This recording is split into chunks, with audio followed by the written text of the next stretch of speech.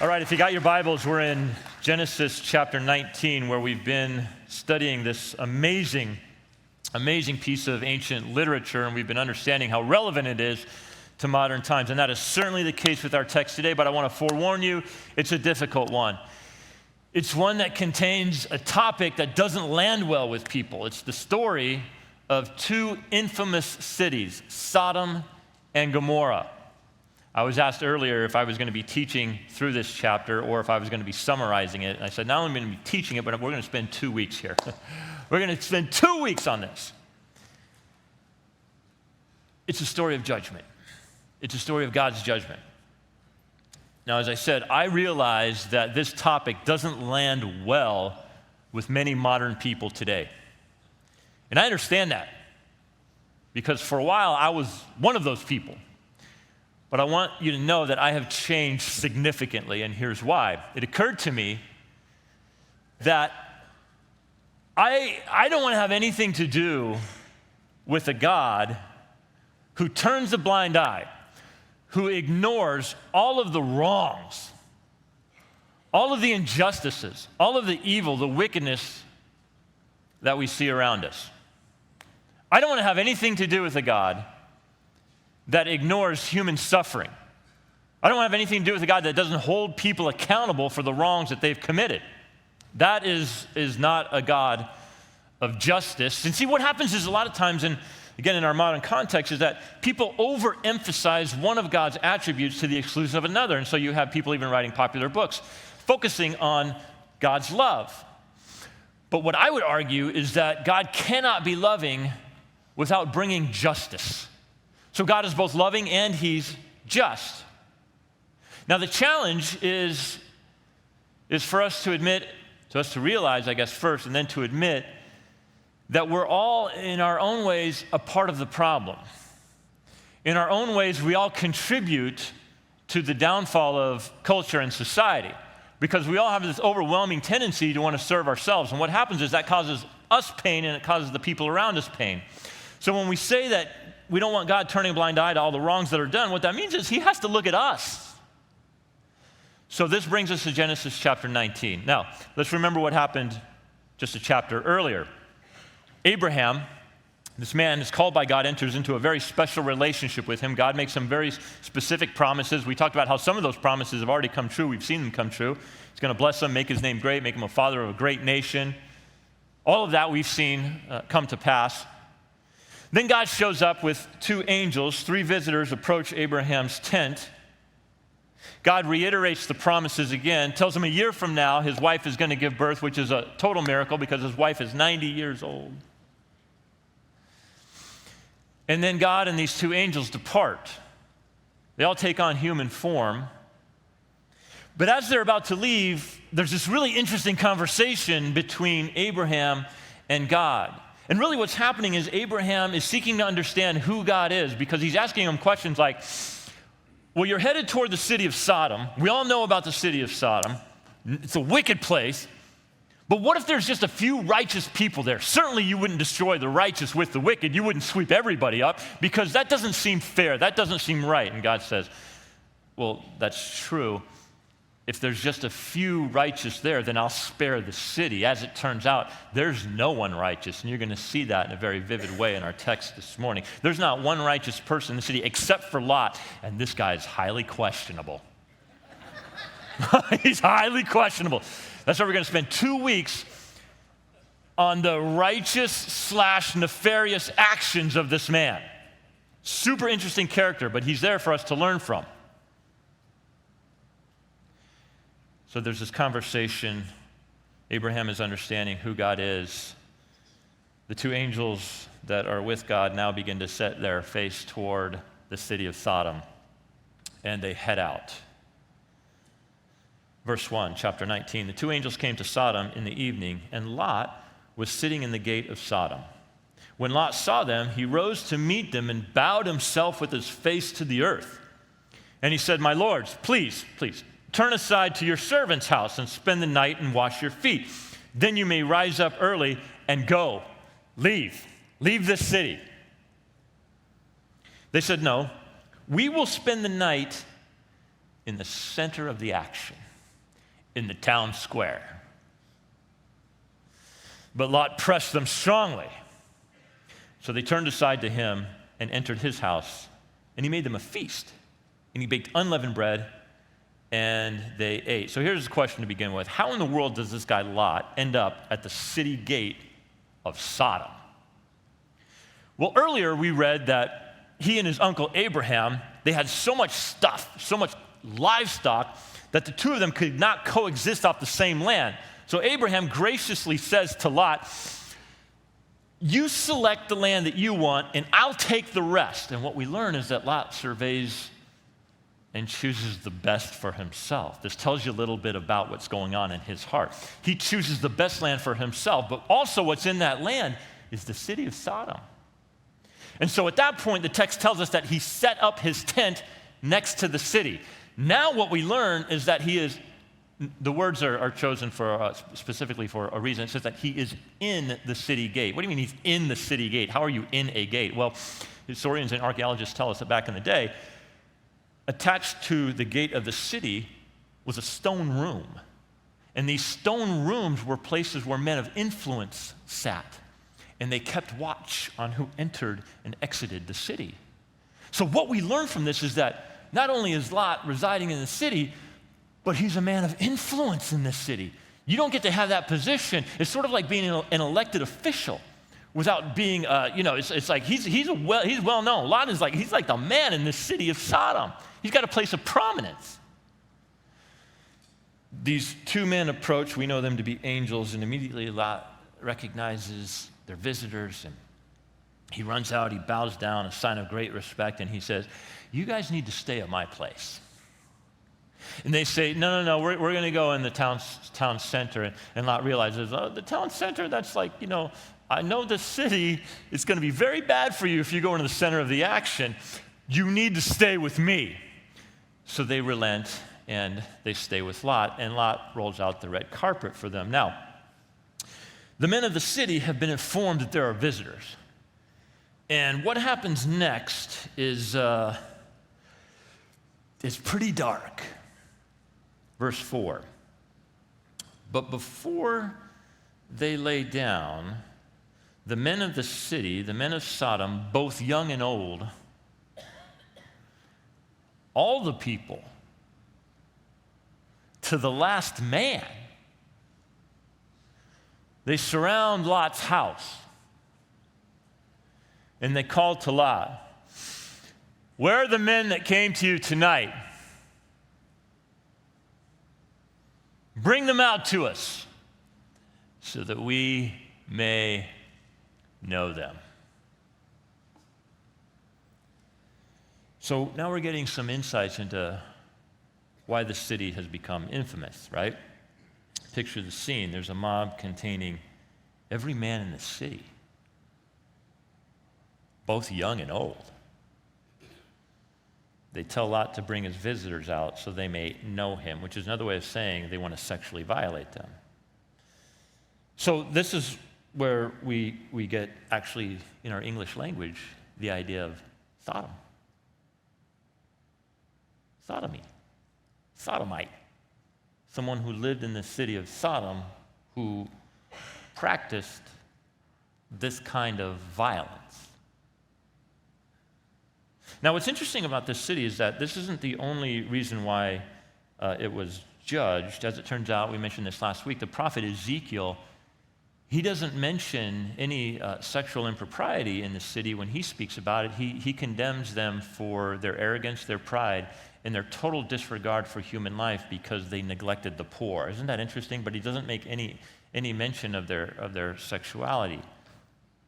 But here in this text, it is sexual sin that is actually highlighted. I mentioned this several weeks ago. The reality is nowhere in the Bible will you find even one verse that is neutral regarding homosexuality. You won't even find one verse that's even neutral on homosexuality. Now, having said that, let me be quick to say this. You and I, every person in this room, has done things to put Jesus on the cross. You follow what I'm saying? Every person in this room has done something to put Jesus on the cross. you can't say that Lot was surprised by what's happening, because remarkably, there are things revealed about him that we later learn in the New Testament. We know this because of what we read in 2 Peter. 2 Peter chapter 2, verse 6, if by turning the cities of Sodom and Gomorrah to ashes, God condemned them to extinction, making them an example of what is going to happen to the ungodly, and if he rescued, look at this, righteous Lot.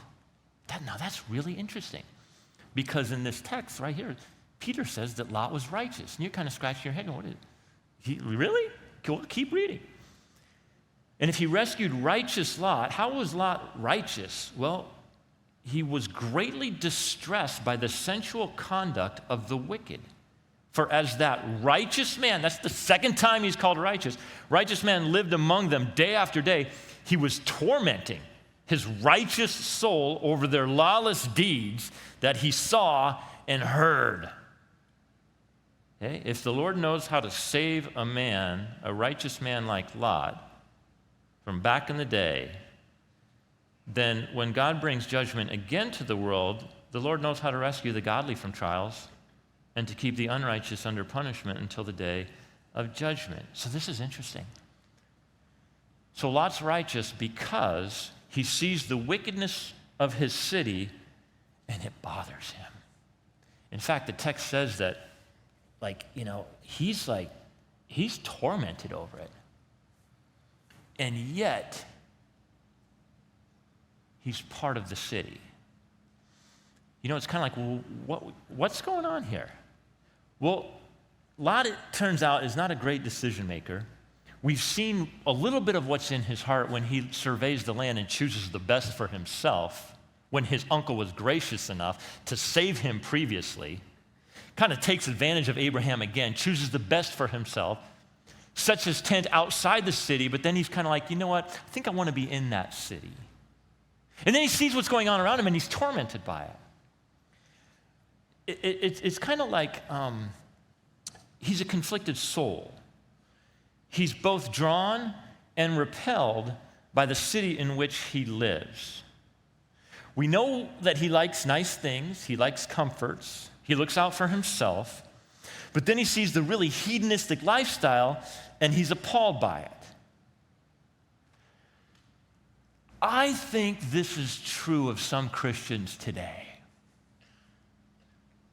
In other words, they've kind of got one foot in this camp. Let's call it maybe the camp of culture or the worldly camp. But then they've got another foot in this other camp. It's like the spiritual camp. And they're tormented. It's kind of like they like some things in this world, but then there are other things where I would never do that. That's gross. But this I kind of like. And could it be this is the reason why sometimes there's no difference between a Christian and a non-Christian? Because they absorb essentially the same content. Maybe they absorb the same video, the same media. They speak the same language.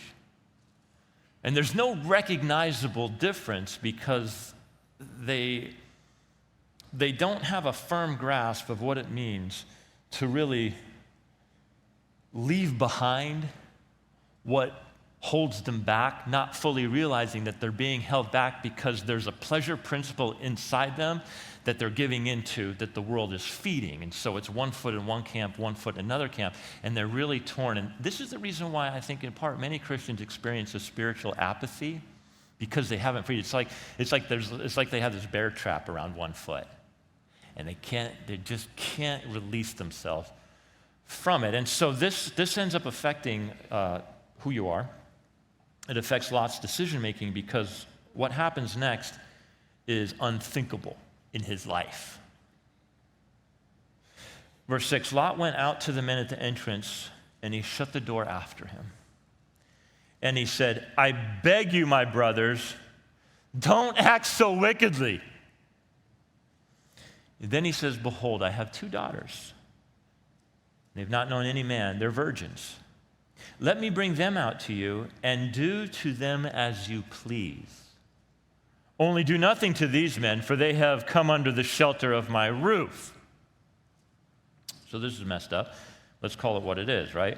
This is a colossal and monumental forfeiture and failure of Lot's fatherly responsibilities toward his children, specifically his daughters. It's totally unjustifiable, and the responsibility lays on him alone. Some say that Lot made this offer knowing that it would be rejected because the men wanted to be with the men in his house. Regardless, it's a monstrous offer on the part of Lot. But when you're in those situations where you're being pressed in, and if you don't have a firm understanding of who God is and who you are in God, you tend to make bad decisions. So this is the outworking of Lot, sort of having it's a divided soul. In any case, Lot's foolishness was overridden by the anger of the mob. Verse 9, but they said, stand back, like get out of our way. This fellow, Lot, he came to us as a sojourner, meaning he was only supposed to take up temporary residence here, and now he's telling us what to do. We're going to deal worse with you than with them. Then they pressed hard against the man Lot, and they drew near to break the door down. So this offer backfires on Lot. They don't want to be told right from wrong, certainly from a newbie in town, and they judge Lot for being judgmental. That's interesting, isn't it? They judge Lot for being judgmental. We see this in our own society today. You are dismissed simply because you withhold approval. Absence of approval in our culture makes you unforgivably judgmental. Let me say that again. Absence of approval in our culture makes you unforgivably judgmental. In reality, there's a difference between acceptance and approval. Jesus is the ultimate example, because what do you see him do? You see him accept everybody. He hung out with like the worst of the worst. They accused him of it. He hangs out with tax collectors. Those guys are just, they're disgusting. They're filthy. They're always ripping people off.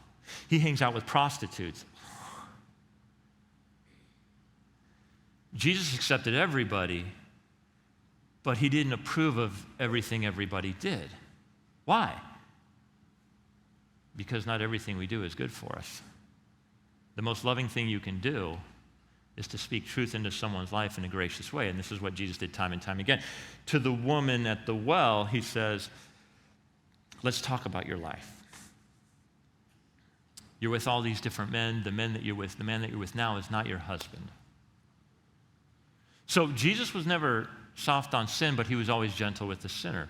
Just the fact that he is a rabbi is speaking to a Samaritan woman is unheard of. That's why the text even mentions. She says, why are you talking to me? It's like, because I care about you. You're never going to have this conversation in your context, right? A rabbi's never going to speak to a woman like you, but I will. I will. To the woman caught in adultery, Jesus kind of lays it out there and reveals pulls back the curtain and exposes the people who are trying to expose her. They leave, and Jesus is like, well, it's just you and me here now. Is anybody left to condemn you? See, condemn her, meaning condemn her to death, because that's what they wanted. That was the penalty for adultery. Is there anybody else here? Anybody left who's going to condemn you to die for what you've done? No, there's nobody left. He says, well, I'm not going to condemn you to die for this either, but here's what you need to know. Go your way and what?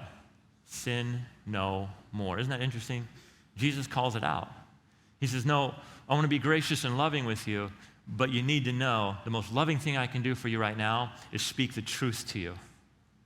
And the truth is, what you're doing is wrong. It's robbing you of your life and those around you.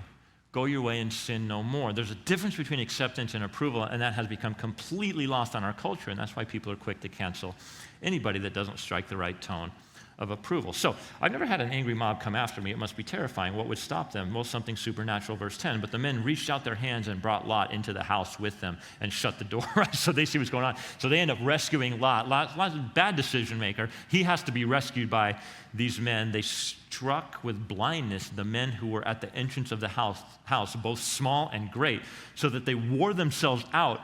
They're like,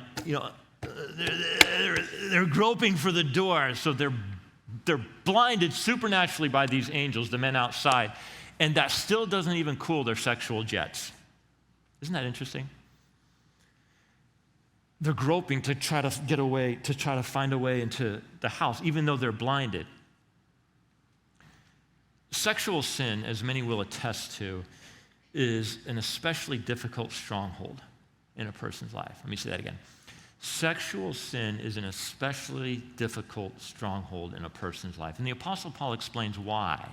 As he's writing to a church that existed in the first century AD, this church was in one of, if not the most sexually charged cities of the world at that time. In fact, there was a word that was coined to describe sexual immorality, Corinthazai, and it meant to act like one who lived in the city of Corinth.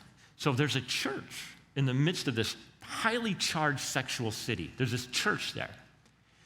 And the challenge for some of these people is in the Greco-Roman world of the first century, pretty much any kind of sex was acceptable. Pedophilia, certainly adultery, prostitution. Yeah, you fast forward to Nero, and he was castrating young boys and taking them into his harem. And this is the guy who's in charge, right? This is like the most powerful man in the world.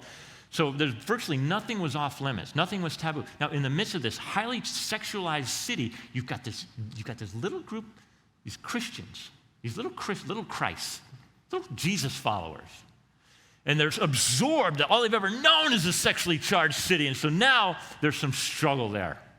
In fact, at one point, there's this one guy that's having an illicit relationship with his mother, stepmom, perhaps, and people in the church are like, isn't this great? We are so open and so tolerant and so accepting. This is wonderful. Well, of course, that would take place in the city of Corinth. And Paul writes, there's something you don't understand. This isn't the reason why God created your body, so that you would pimp it out. And there's something about sexual sin that's a little bit different than other sins. And well, he says this in 1 Corinthians chapter 6, verse 18, flee from sexual immorality. The word is porneia, from which we get our English word porno, or pornography. And here's the thing about it. Every other sin a person commits is outside the body, but the sexually immoral person sins against his own body. This is very insightful. So it's kind of like, well, what's the big deal with pornography? What's the big deal with a one-night stand? What's the big deal with a hookup? He tells you why. If I speak a lie, I'm speaking that in the air, okay? That's different than engaging in a sexual sin with my body. So he says those sins are outside the body, but a sexual sin, you're actually facilitating that sin with your physical being. So it is different.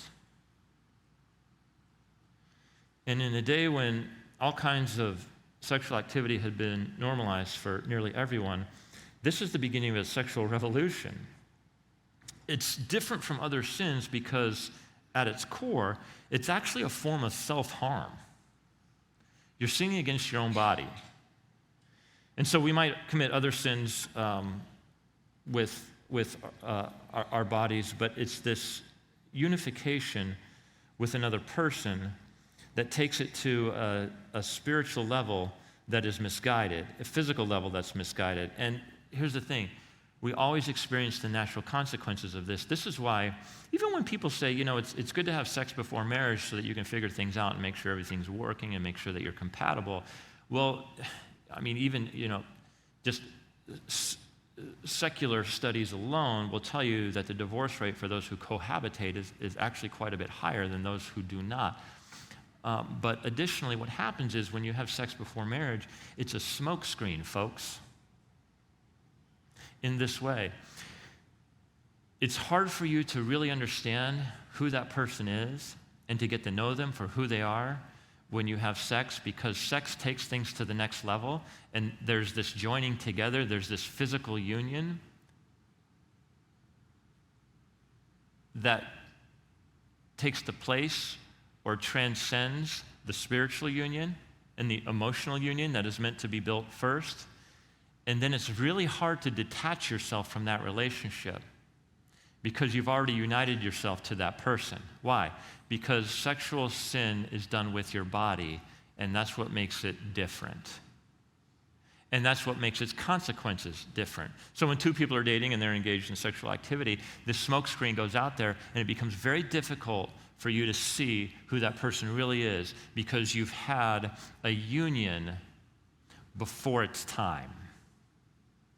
So, having said that, I want to say this. It's important to note that Paul doesn't tell us that sexual immorality is the worst of all sins, as we sometimes conclude. But what he's combating is this carefree, casual attitude towards it that some Christians in his day were carrying in the midst of a hyper-sexualized culture. Now, that'll preach. Let me say that again. What Paul is writing about, what he's writing to a group of Christians that lived in a hyper-sexualized culture that didn't recognize it as such.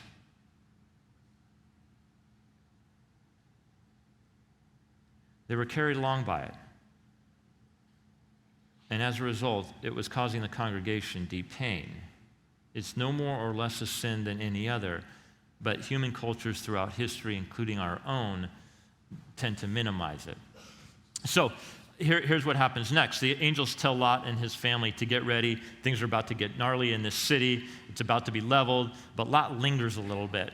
He lingers. He's taken too long. So the angels rush him and his daughters and his wife away. They run out of the city to a small city called Zoar. There's some really crazy stuff that happens. If you want to read ahead, we're going to spend an entire sermon just on that next week because it takes Lot's actions to a whole nother level with his daughters. But the word Zoar literally means little or tiny, so that's how we know it's a small little town. And then verse 23, the sun had risen on the earth when Lot came to Zoar. Then the Lord rained on Sodom and Gomorrah sulfur and fire from the Lord out of heaven.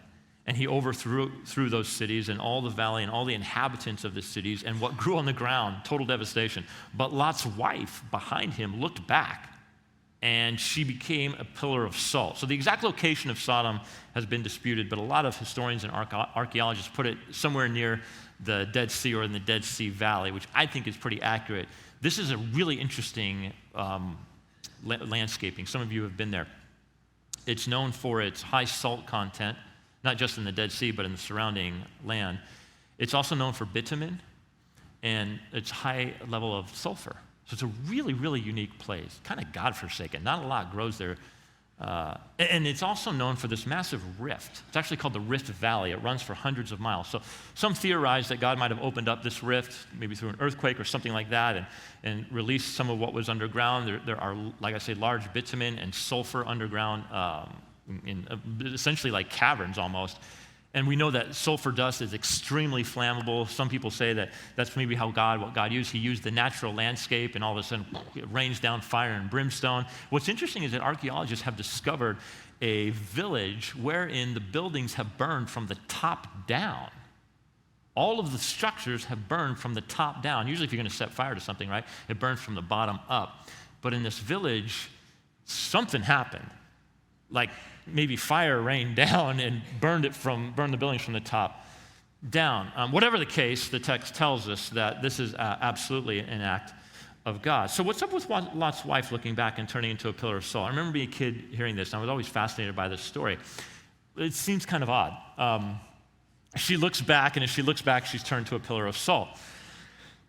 Well, it's pretty interesting because in Luke chapter 17, Jesus actually talks about this, and he gives us some insight into perhaps what exactly happened. So here's the context. Jesus is talking about the kingdom of God being fulfilled on earth, and when that happens, actually, it will be part of his return, right? So here's what he says, Luke 17, verse 31.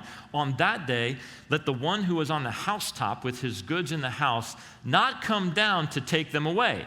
And likewise, let the one who is in the field not turn back. Then verse 32, remember Lot's wife. So this is one of the reasons why we know. See, sometimes I'll talk with some young adults, and they'll say, I just can't believe those stories in the Old Testament are true, like the story of Sodom and Gomorrah or the story of Jonah. Well, here's the thing. If you believe that Jesus is who he said he was, Jesus actually refers to these Old Testament accounts as though they really happened, all right? So he says, remember Lot's wife. So here's what's interesting about this. Jesus describes Lot's wife as doing something more than just turning her head. In fact, the language here describes a literal going back. Could it be that not just turning her head as we think, but she actually decides to go back? Why? Well, on that day, let the one who was on the housetop with his goods in the house not come down to take them away. See, and that's what Lot's problem was in the first place. He wouldn't leave the city immediately, right? So maybe the picture is of Lot's wife, I need to take this. I can't leave without this. I have to have this. Oh, I need this. All right, okay, there's a few more things for me to get here. I need all this stuff. And she lingers. The text says that she's behind Lot, looking back. And she gets caught up in the sulfur and the salt that's raining down. And she's caught up in the firestorm. Regardless of the exact details, here's the deal. The narrative is meant to instruct us. Remember Lot's wife, Jesus says. And then he adds this in the very next verse. Whoever seeks to preserve his life will lose it, but whoever loses his life will keep it. So Lot's wife proves to be an example. This is pretty powerful. She sought to preserve her life by clinging to the things of this world. Lot was clinging to the things of this world, and it ends up affecting his judgment. The New Testament tells us over and over again, these accounts are here for our instruction. So here it is. What are you clinging to? What is it that you're holding on to? Abraham went early in the morning to the place where he had stood before the Lord, and he looked down toward Sodom and Gomorrah and toward all the land of the valley, and he looked, and behold, the smoke of the land went up like the smoke of a furnace. At this point, it's almost like you want to just take a moment of silence for the cities. He's looking, and he sees the smoke rising. So it was that when God destroyed the cities of the valley, God remembered Abraham and sent Lot out of the midst of the overthrow when he overthrew the cities in which Lot had lived.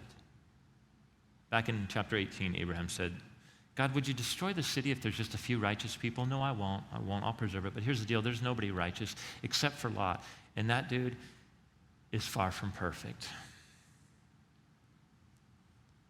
And in fact, Lot can't save himself. I'm going to need to do it for him.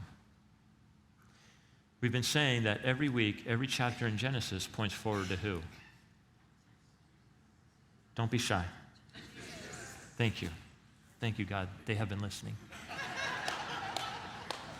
Every chapter in Genesis, listen, points forward to Jesus. So beautiful. Because what happens is, Jesus comes on the scene as the fulfillment of a promise to Abraham. Through you, all families on earth will be blessed. And the point is, nobody is righteous. And judgment is coming. See, when Jesus came the first time around, he came as in the form of a child, meek, mild, tender, humility. Born in a stable, laid in a manger. That's humility. The Bible tells us he's coming again. He came once. No reputable historian doubts Jesus of Nazareth existed. He's coming again. He's not coming in the form of a baby. He's coming in the form of a king. And you know one of the responsibilities of a king? Kings were also judges. They sat in the seat of judgment. And so once again, there is none righteous, but Jesus provided a way for the justice of God to be satisfied by saying, I will take all of your wrongs upon myself, and the justice of a holy God will be placated. His anger towards it, God does get angry at wrongdoings. I'm happy about that, because you too when innocent people suffer, you get angry too, right? God does too. There's going to come a final day when God deals with it once and for all. So, you can't save yourself. This is why Jesus came. He asked that question in the Garden of Gethsemane. Is there any other way? Is there any other way for people to be saved? No, because no one can save themselves. Genesis chapter 19 is actually the story of Jesus. So I'm going to ask you to bow your heads and close your eyes. Jesus says the lesson of Sodom and Gomorrah is found in Lot's wife. In large part, it was her looking back. her desire for worldly things. Father, will you set us free from those things? There's no doubt for every heart in the room, it's something. Lord, for those who are caught up in sexual sin, Father, may they find freedom in you. Father, may they be motivated to reach out to the church to find help, because we have that help. That help, first and foremost, is found in a right relationship with you. May they reach out to those that can come beside them and bring sexual healing and restoration in ways that feed their soul that they've never known. Pray that you would strip away any sort of pride or arrogance, because it's true. We've all done something to put Jesus on the cross. We're thankful for the death, burial, and resurrection of Jesus, paying the price for our sins. Father, let us learn from these ancient accounts so that we may grow in the grace, the knowledge, and the love that you have for us as demonstrated through Jesus' death on the cross. Also, that the name of Jesus can be made known and famous. And God's people said, amen.